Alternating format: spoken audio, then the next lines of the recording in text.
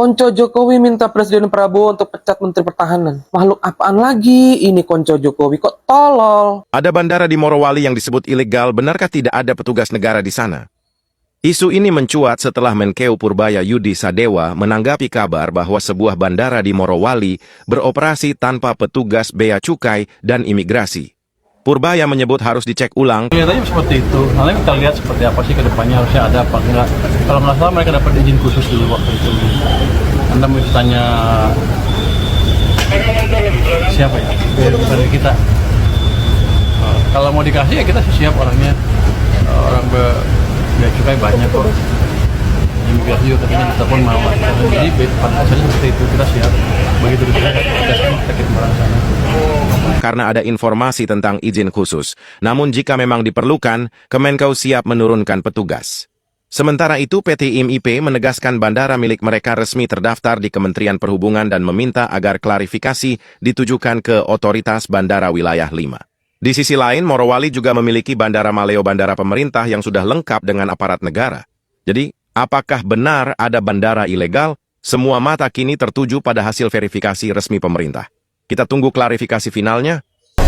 Sekarang yang lemes Pak Safri Samsudin. Kalau dia merasa dibatasi oleh Menteri Keuangan, nanti Menteri Keuangan mengatakan ini perintah Presiden. Setelah saya jadi Presiden, saya harus mikir, ya kan? Pertahanan sangat penting, tapi anak-anaknya harus makan, ya kan? Guru-guru gajinya harus diperbaiki. Hakim-hakim harus segera dibikin rumah-rumah dinas yang layak. Tidak boleh ada hakim yang kontrak. Apa jangan-jangan kalian disuruh Jokowi minta Menhan untuk dipecat? Harusan kalian dan kita semua tuh mengapresiasi kerjanya Menteri Pertahanan. Karena Menhan berhasil ngebongkar adanya masalah bandara di Morowali. Jangan ganggu Menteri Keuangan terus. Karena Menteri Keuangan itu bertanggung jawab pada saya. Waktu saya Menteri Pertahanan, selalu saya dibatasi oleh Menteri Keuangan. Sekarang yang lemes Pak Safri Samsudin. Kuat loh itu backingan tambang-tambang di sana. Counter narasi yang saat ini beredar adalah narasi Termul untuk ngebelain si Jokowi dengan menyerang Menteri Pertahanan. Kenapa Termul kayak gitu? Apa jangan-jangan Jokowi yang jadi backingan para cukong tambang yang nggak beres di sana? Dan ketika pasukan Termul sibuk membangun opini terhadap Menteri Pertahanan, kemarin TNI Angkatan Laut berhasil nangkep kapal yang ngebawa nikel ilegal dengan tujuan ke PT IMIP. Udah lihat? Terbuktikan kalau isu ada aktivitas ilegal itu beneran. Harusan kita semua apresiasi. Kok malah maksa untuk pecat Menteri Pertahanan? Emang bangsat semua nih pendukung Jokowi? Orang lagi berusaha menjaga kedaulatan negara, kok malah diserang. Gue setuju sama Menteri Pertahanan. Nggak boleh ada negara di dalam negara. Dan untuk para ternak Mulyono, daripada lu minta pecat Menteri Pertahanan, mending kalian pecat itu wakil presiden yang kagak ada gunanya. Tolol. Apa lo? Nah, aku bilang, ini ada kasus penting. Masa Menhan yang pertama menyuarakan, di mana KPPU? Ini statementku. Terkait beberapa kasus, yaitu isu tentang Bandara Indonesia Morowali Industrial Park IMIP. Ya, ini saya tidak mendengar ada suara dari KPPU. Bandara di Morowali, pimpinan yang diresmikan 2019, dan itu tidak masuk ke dalam BUMN, sehingga kami dari Komisi 6 tidak tahu. Ini jangan sampai publik bilang, DPR-nya ngapain aja, nggak bersuara. Tidak tahu, asli, nggak dikabarin. Ya, dan ternyata kita tidak pernah berpikir bahwa ada suatu bandara yang mendapatkan privilege luar biasa, tidak harus bayar cukai, dan orang bisa keluar masuk begitu. Dan isu monopolinya tidak diangkat oleh KPPU, tapi oleh Menhan, oleh Kemenhan. Mestinya KPPU nih, kalau saya jadi KPPU malu loh Pak. Si akunya merekomendasikan, pertama, yuk KPPU khususnya Ketua Komisioner KPPU sekarang sedang ada di Brazil, tetap bisa statement loh sebenarnya, untuk memberikan respon atas adanya peristiwa yang diungkap oleh Kemenhan. Penting ini, soal adanya bandara yang memiliki privilege di wilayah Kesatuan Republik Indonesia tanpa cukai, tanpa imigrasi, orang bebas keluar masuk, bawa orang bawa barang. Yang kedua adalah tentu saja besti-besti di seluruh tanah air, netizen plus 62 khususnya, kita beri dukungan kepada Presiden Prabowo Subianto, kepada Menteri Pertahanan Republik Indonesia untuk terus memperjuangkan kedaulatan negara Kesatuan Republik Indonesia. Terima kasih, never give up Indonesia, salam sopan semuanya. Mwah. Bukan, bandara ini tidak diresmikan Pak Jokowi. Diresmikan Pak Jokowi kan bandara Morowalinya, bukan bandara IMIP-nya. IMIP masalahnya bukan diresmikan Presiden. Kalau saya nggak salah ya, nanti tolong di cross check ulang. Yang saya ingat yang diresmikan Jokowi itu bandara Morowalinya yang untuk sipilnya, untuk umum ya, bukan bandara khususnya. Ini kan bandara khusus ini. Di Morowali itu ada 2 bandara, satu bandara khusus, satu bandara untuk pelayanan umum. Yang diresmikan Pak Jokowi itu bandara yang untuk pelayanan umum. Apakah keluarga Mulyono bertanggung jawab yang meresmikan Bandara Morowali? Tolong jawab para pemujanya Mulyono. Kita jawab dan kita cari tahu bareng tentang Bandara Morowali. Bandara Morowali mulai dibangun pada tahun 2007 dengan dana APBD oleh inisiatif pemerintah daerah Kabupaten Morowali. Berarti tahun 2007 itu dibangun di eranya Pak SBY. Dan alasan kenapa dibangun Bandara Morowali itu karena kontur Morowali yang banyak pegunungan dan bentang alam kapur. Jalan darat harus menempuh 8-9 jam dari Kendari. Sementara dari Palu, ibu kota provinsinya, ditempuh hingga 12 jam perjalanan. Dan dari Makassar hingga 23 jam perjalanan. Maka dari itu dibangunlah Bandara Morowali biar transportasinya lebih enak. Lalu pengelola Bandara Morowali itu adalah PT IMIP. CEO PT IMIP bernama Aleander Barus. Dia juga menyatakan perusahaan yang dipimpinnya telah menyetor royalti ke negara sebesar 2 triliun pada tahun 2017. Nah, alasan kenapa di Bandara Morowali ini nggak ada petugas bea cukai dan imigrasi, menurut pakar aviasi Alvin Lee, beliau mengatakan bandara tersebut hanya melayani penerbangan domestik. Mereka tidak melayani penerbangan internasional. Tentu tidak tersedia petugas imigrasi dan bea cukai di sana. Alvin Lee juga berikan contoh bandara lain yang tidak melayani penerbangan internasional, seperti Bandara Fatmawati Soekarno di Bengkulu dan Bandara Hussein Sastranegara di Bandung. Terakhir, bandara yang ada di Morowali yang dikelola PT IMIP itu bukan diresmikan sama Pak Jokowi, botol. Makanya kalau apa-apa cari tahu dulu, jangan asal nyalahin orang. Emang ternak onta sama ternak kerbau itu botolnya nggak ketulungan. Tulis pendapat kalian di kolom komentar. Salam Gigis.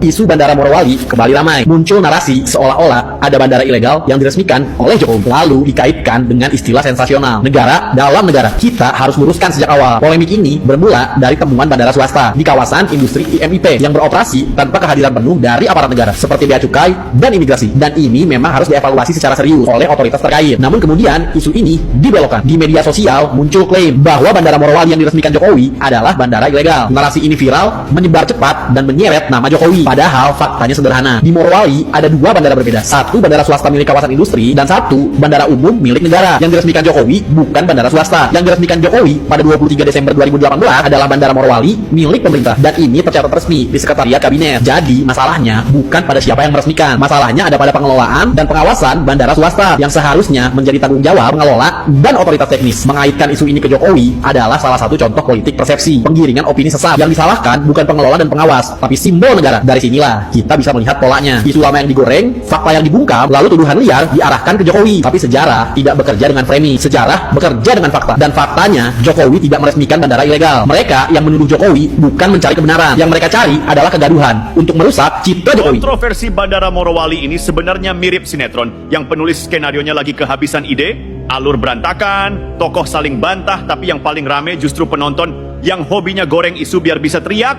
ini salah Jokowi. Padahal masalahnya dari awal sampai akhir nggak ada hubungannya sama Jokowi, kecuali kalau kita pakai logika jungkir balik yang biasa dipakai para pembenci. Begini ya, setiap kali ada isu apapun, bahkan kalau ada kucing hilang di Morowali juga mungkin para pembenci Jokowi auto ngegas. Ini pasti salah Jokowi. Bandara ini berdiri dari tahun 2019, diresmikan oleh Bapak Jokowi. Ini maksudnya ini apa ini? Luar biasa. Tapi bandara ini diresmikan secara resmi, artinya 2019. Nih kalau saja tidak ada latihan TNI di sana, mungkin nggak ketahuan. Nggak beres Bapak Jokowi. Masa iya seorang presiden membiarkan seakan-akan ada negara di dalam sebuah negara ikut meresmikan sebuah bandara yang dimana bandara yang diresmikan itu tidak ada kaitannya dengan negara. Itu adalah persepsi orang-orang yang tidak mencari tahu dahulu sebuah informasi. Selalu membuat informasi dengan asumsi dan cara diri sendiri tanpa didasari bukti. Pada kenyataannya, bandara yang diresmikan oleh Bapak Jokowi adalah Bandara Morowali atau Bandara Bungku. Perlu kalian ketahui, ada 2 bandara. Satu adalah milik negara dan satu adalah milik swasta. demi karena kebencian, demi hanya sekedar rasa ketidaksukaan, memframing informasi menjadi narasi-narasi yang menyesatkan, demi menghancurkan reputasi politik, memaksakan dan menyebarkan informasi yang tidak valid dan tidak punya bukti. Memalukan. Inilah yang disebut senjata makan tuan. Diserang, dihinakan dengan perkataan sendiri.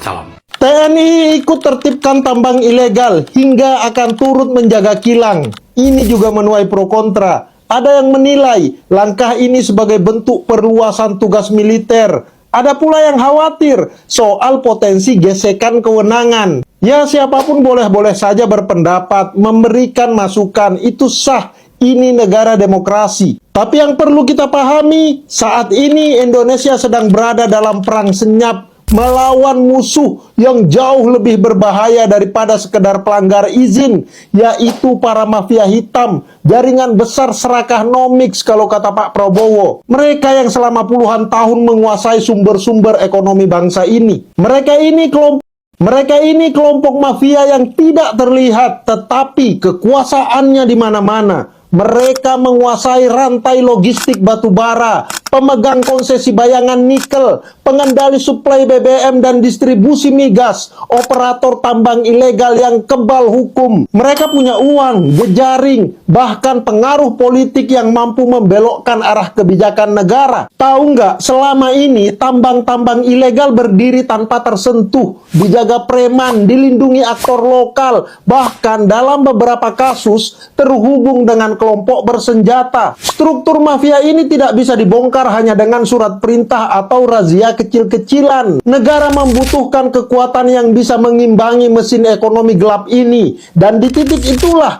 TNI menjadi instrumen stabilitas dan penegakan kedaulatan negara. Ketika Presiden Prabowo Subianto memulai pembersihan besar-besaran di sektor energi, minerba, dan migas, beliau tahu bahwa langkah itu akan menghantam langsung inti kekuasaan para jejaring rente ini. Pengetatan perizinan, audit komprehensif, penertiban jalur distribusi, hingga pembekuan operasi ilegal. Semua kebijakan ini mengguncang kenyamanan mereka. Dan ketika para mafia merasa terdesak, mereka melakukan hal yang selalu mereka lakukan, yaitu menyerang balik melalui narasi, memanfaatkan sentimen dan kemarahan publik kepada pemerintah. Maka tidak heran jika muncul kegaduhan. Isu-isu yang awalnya teknis tiba-tiba melebar menjadi serangan politik, framing negatif terhadap pemerintah bermunculan, kebijakan negara digiring seolah-olah bermasalah. Semua ini bagian dari perang opini yang sengaja diciptakan oleh kelompok yang sedang kehilangan akses ekonomi mereka. Disinilah pelibatan TNI menjadi titik balik. Begitu TNI turun ke beberapa wilayah tambang strategis, rantai suplai ilegal yang sebelumnya tidak bisa disentuh langsung terputus. Alat berat ilegal diangkut keluar, jalur logistik gelap diblokir, dan para operator tambang ilegal kehilangan perlindungan yang selama ini membuat mereka kebal. Keberanian negara menurunkan TNI mengirim pesan yang sangat jelas. Tidak ada lagi area kelabu yang tidak bisa dijamah oleh hukum. Dan itu membuat para mafia panik. Mereka tahu betul bahwa begitu TNI masuk, permainan mereka tinggal menunggu waktu untuk berakhir. Maka mereka menggencarkan serangan terhadap pemerintah, menyerang kebijakan energi, memelintir wacana di publik, mencoba memecah fokus negara. Karena bagi mereka, ini bukan sekedar bisnis, ini adalah napas terakhir dari imperium ekonomi gelap yang sudah bertahun-tahun berdiri. Jadi kita sebagai publik perlu memahami konteks besar yang sesungguhnya. Pro kontra soal TNI hanyalah permukaan dari konflik yang jauh lebih besar. Yang sedang terjadi adalah pertarungan antara negara yang ingin mengembalikan kedaulatan atas sumber daya alam dengan jaringan mafia yang selama ini menggerogotinya. Presiden Prabowo sedang mempertaruhkan stabilitas politik dan ekonominya untuk membongkar akar masalah yang menahun. Dan seperti setiap langkah reformasi yang menyentuh kepentingan kelompok kuat, perlawanan yang muncul pasti keras. Namun jika negara ingin menegakkan kedaulatannya, maka tidak ada pilihan lain selain menghadapi jaringan serakah nomiks ini secara tegas, sistematis, dan tanpa kompromi. Pelibatan TNI adalah bagian dari strategi itu, dan perang besar ini, suka atau tidak, sedang berlangsung hari ini. Thank you. Konten ini saya tujukan buat anjing-anjing ternak Mulyono, buat penjilat pantak Jokowi. Kurang bengis bagaimana? Kurang tolol bagaimana? Kurang PKI bagaimana? Mantan presiden yang bernama Joko Widodo yang kau bela mati-matian itu, di saat dia menjabat sebagai presiden, dia meresmikan bandara ilegal yang terletak di kawasan industri Morowali, Sulawesi Tengah. Bandara yang dia resmikan tanpa pengawasan negara, tanpa ada aparat keamanan. Artinya, negara luar bisa bebas keluar masuk ke Indonesia melalui Morowali. Itulah sebabnya, selama Joko Widodo menjabat, tenaga kerja dari Cina merajalela masuk ke Morowali, yang kerjanya cuma campur semen, tapi digaji puluhan juta. Sedangkan rakyat Indonesia masih banyak yang tidak punya pekerjaan. Makanya saya kalau lihat termul-termul ini, yang membela mati-matian mantan Presiden Joko Widodo, harga diri kalian itu di mata saya di sini, di telapak kaki ini, bahkan telapak kaki saya lebih berharga daripada kalian. Manusia perusak, kau bela mati-matian, setan kalian. Nah, itu apa ya? Karena pembangunan ekonomi di sana. Kemudian kalau di Morowali, kita lihat 2015 itu 15,8% kemiskinan, dan 2023 ini kita lihat 12,3% kemiskinan. Jadi terjadi juga cukup perbaikan-perbaikan di sana. Negeri kami itu hancur-hancuran, Pak. Tambang di mana-mana, hancur-hancuran, Pak, negeri kami itu. Ada senior saya di sana, mantan gubernur, Pak Longki Janggola, Pak. Hancur-hancuran, itu saya tidak tahu kalau nikelnya habis, daerah itu mungkin adalah daerah hantu. Cuma 222 miliar. Di mana persoalannya? Gubernur nggak bisa masuk, Pak. Para pengusaha ini bilang ini kawasan industri spesial, nggak boleh. Semua berdalih atas izin undasaha industri. Jadi kawasan industri itu Pak nggak bisa diapa-apain. Semua bebas, kendaraan bebas di dalam itu. Mau ngapain aja dia. Ada pertumbuhan ekonomi dan penurunan kemiskinan di lokasi tambang itu sudah pasti. Tetapi seberapa besar perubahan itu dibanding kerusakan? Sementara Gubernur Sulawesi Tengah yang juga putra daerah Morowali tentu lebih paham dampak yang real di lokasi, ungkapkan bahwa kerusakan lebih parah dibanding manfaat yang didapatkan. Lebih percaya Opung Luhut atau Anwar Hafid? Gas di komentar. Jadi bandara ini berdiri dari tahun 2019, diresmikan oleh Bapak Jokowi. Ini maksudnya ini apa ini? Ya. Maksud didirikannya bandara internal seperti ini apa maksudnya? Buat siapa di sini yang sependapat dengan saya, bandara ilegal yang diresmikan oleh Bapak Jokowi di Morowali. Bandara ilegal ini sudah beroperasi sejak tahun 2019, kemudian tidak ada pengawasan oleh pemerintah Indonesia dan tidak ada pengawasan tentara, TNI, polisi, imigrasi, dan di Morowali ini ada dua bandara. Ya. Satu bandara umum Morowali dan satu bandara IMIP. Yang diresmikan Presiden ini yang bandara umum 2018. IMIP ini baru 2019, setahun kemudian baru beroperasi. Karena sejak awal, bahkan ketika menentukan lokasi, kemudian arah landasan dan sebagainya, itu harus memenuhi persyaratan teknis, baik itu keselamatan dari Kementerian Perhubungan dan juga aspek security dari TNI dan Kementerian Pertahanan. Memenuhi syarat tidak? Kalau tidak memenuhi syarat, nggak ada bandara itu. Mungkin kita berangkat dari sana dulu. Punya bandara sendiri, salah satu bukti penting indikasinya tidak ada otoritas bea cukai, tidak ada imigrasi, tapi ada bandara. Wow, nah soal adanya bandara yang memiliki privilege di wilayah Kesatuan Republik Indonesia tanpa cukai, tanpa imigrasi, orang bebas keluar masuk, bawa orang bawa barang. Pesawat registrasi asing, terutama dari luar negeri, kalau mau masuk ke Indonesia ini harus punya flight clearance yang terdiri dari security clearance dari Mabes TNI, juga Kementerian Pertahanan, juga diplomatic clearance dari Kementerian Luar Negeri. Kalau tidak ada flight clearance ini, Kementerian Perhubungan tidak akan menerbitkan flight approval. Tanpa flight approval ini, pesawat itu tidak bisa masuk ke Indonesia. Karena kalau ngeyel masuk ke Indonesia, masuk ke perbatasan saja, itu sudah disergap oleh pesawat TNI. Jadi nggak bisa masuk jauh-jauh ke Indonesia. Saya sudah cek juga bahwa bandara IMIP ini adalah bandara resmi terdaftar di Kemenhub, sudah mendapatkan sertifikasi dan sudah mendapatkan izin. Jadi ini bukan bandara ilegal, ini adalah bandara yang legal memenuhi persyaratan dan statusnya adalah bandara khusus, bukan bandara umum. Bandara khusus ini adalah bandara yang hanya melayani penerbangan yang dioperasikan oleh pemilik bandara atau penerbangan tidak berjadwal dari operator lain yang mempunyai perjanjian dengan pemilik atau pengelola bandara. Namun pesawat negara dapat mendarat di sana. Jadi pesawat negara ini bisa dari kementerian, bisa dari TNI, bisa dari Polri juga. Nah, kategori pesawat bandara khusus ini juga di IMIP ini adalah bandara domestik, tidak melayani penerbangan internasional. Jadi pesawat-pesawat yang bisa mendarat di bandara IMIP ini hanya yang berasal dari dalam negeri. Demikian juga yang berangkat dari IMIP ini hanya bisa terbang untuk rute dalam negeri, bukan ke luar negeri.